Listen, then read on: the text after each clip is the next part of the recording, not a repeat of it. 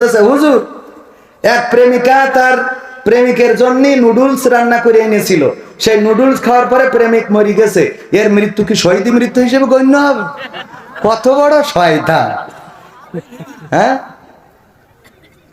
গেছে প্রেমিকার কাছে, নুডলস রান্না করে এনেছে, এনে খাওয়াইছে। ও তো মনে করছে খাসার বলছে বা চমৎকার, মানে ভালো না হলো বউ রেঞ্জেস তো। আরে বাবা, ওই যে একটা প্রবাদ আছে না, বলছে যে তরকারি আজকে এত খারাপ রাঁধছে, রেঞ্জেস কিডা?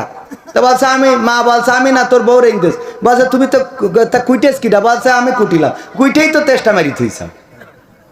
রান্নার সাথে সাথে ভালো হয়ে গেছে, কুইটে তেষ্টা মারিছে। এরকম আছে না নাই?